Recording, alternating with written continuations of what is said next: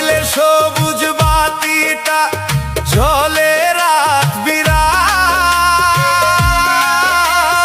অথচ আমার ইনবক্সে শুধুই জমা হয় একরাশ আধার। আমি কল দিলে তুই ধরিস না আর দিস না কোনো সাড়া, তোর কাছে কি আমি এখন একদমই দিশেহারা।